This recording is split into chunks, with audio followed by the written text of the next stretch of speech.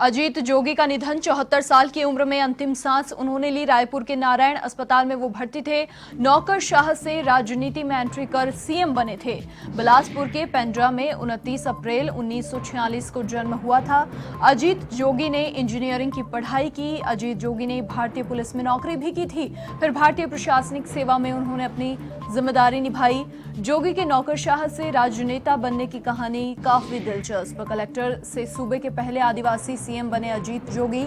इंदौर में कलेक्टर के पद पर कार्यरत थे अजीत जोगी। तत्कालीन पीएम राजीव गांधी के संपर्क में आए। पीएमओ से आए एक फोन ने जोगी को राजनेता बनाया। एमपी के तत्कालीन सीएम अर्जुन सिंह ने दिखाई राजनीति की ये राह।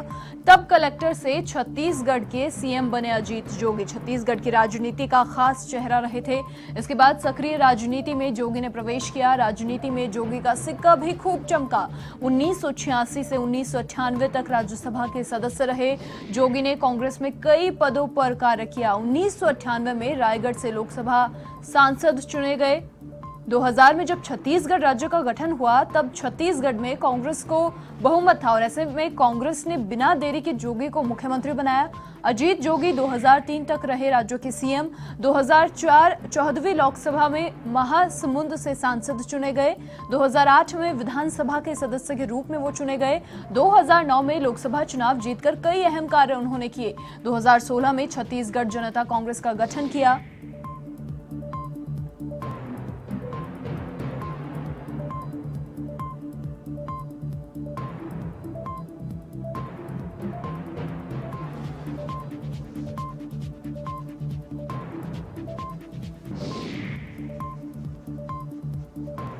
चौहत्तर साल की उम्र में उन्होंने अंतिम सांस ली।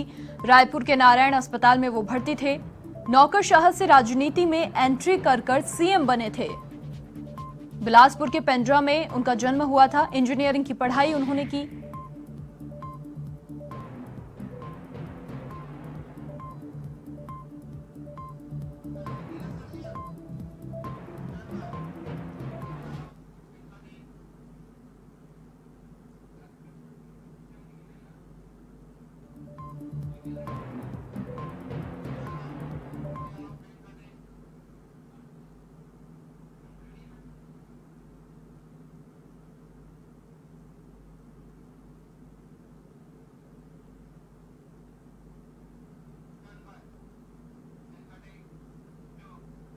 और इसी पर अधिक बातचीत के लिए वरिष्ठ पत्रकार नीरज मेहरा जी फोन लाइन पर हमारे साथ जुड़ चुके हैं। नीरज जी, एक अपूर्णीय क्षति से कह सकते हैं, अपने जीवन में बहुत बड़े बड़े योगदान उन्होंने दिए।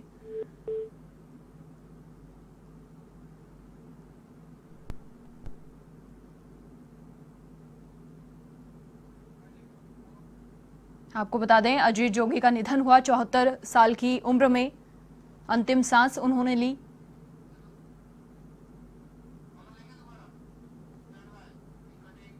एवन टीवी के वरिष्ठ पत्रकार नीरज मेहरा जी फिलहाल फोन लाइन पर हमारे साथ मौजूद हैं। नीरज जी, देखिए, एक अपूर्णीय क्षति इसे कह सकते हैं, अपने जीवन में बहुत बड़े बड़े योगदान उन्होंने दिए। देखिए, मनीषा, बताना चाहूंगा, अजीत जोगी पहले ऐसे इंसान है जो नौकरशाह से राजनेता बने और कलेक्टर से सीधे मुख्यमंत्री बने। और बताया जाता है कि जब इंदौर कलेक्टर थे तब अजीत जोगी को राजीव गांधी के संपर्क में आए और उसी दिन उनको राजनीति में जाने का अवसर मिला और राजीव गांधी ने उनको अवसर दिया। और छत्तीसगढ़ की राजनीति में, क्योंकि वो पहले ऐसे आदिवासी नेता थे जो कलेक्टर से सीएम तक की कुर्सी पर पहुंचे, उनका उल्लेखनीय योगदान था। आदिवासियों में बहुत गहरी पकड़ थी और लंबे समय तक कांग्रेस की विचारधारा से जुड़े रहे, कांग्रेस से जुड़े रहे। लेकिन जब कांग्रेस में उनके साथ टिकट बंटवारे को लेकर, कई बार अन्य विषयों को लेकर जब उनके बीच में मतभेद पैदा हुआ, तब उन्होंने कांग्रेस को छोड़ दिया और उसके बाद कांग्रेस लगातार वहां पर हारती रही। और अजीत जोगी ने खुद की पार्टी भी बनाई, चुनाव भी लड़े और लंबे समय तक वो वहाँ संघर्षरत रहे। और अंतिम समय उनका, लंबे समय से बीमार भी थे, पैरालिसिस अटैक आ चुका था उनको, लंबे समय से बेड रेस्ट पे थे और अभी कई दिनों से आईसीयू में भर्ती थे। तो इस तरह से अजीत जोगी को कहा जा सकता है कि छत्तीसगढ़ की राजनीति में उनका एक बहुत बड़ा योगदान है। खासतौर पर जब छत्तीसगढ़ का गठन हुआ था तब उन्होंने विकास की जो है कई आयाम तय किए छत्तीसगढ़ में। और खुद एक आदिवासी परिवार से थे, तो आदिवासी वो इलाका था, तो वहाँ पर उन्होंने एक जिला कलेक्टर के नाते जो काम किए थे, जब मुख्यमंत्री बने उस प्रदेश के, तो उनको और ज्यादा अनुभव वहां मिला और ज्यादा लोगों के काम करने का अवसर मिला। और इसी तरह वो छत्तीसगढ़ की राजनीति में एक चमकता हुआ सितारा उस समय साबित हुए, कांग्रेस के लिए भी और वहाँ के आदिवासी समाज के लिए भी। आदिवासी समाज में जो है अजीत जोगी का स्थान काफी अहम है। वहाँ की राजनीति में, छत्तीसगढ़ की राजनीति में भी अजीत जोगी का योगदान काफी अहम है। हालांकि वो अंतिम समय में अपनी पार्टी में थे, खुद की पार्टी में थे, कांग्रेस पार्टी में नहीं थे, कांग्रेस पार्टी से, लेकिन कांग्रेस पार्टी को वहाँ छत्तीसगढ़ में उन्होंने काफी मजबूत करने का काम किया। और स्वर्गीय राजीव गांधी ही एक ऐसा चेहरा थे जो उनको राजनीति में लेकर आए। मनीषा।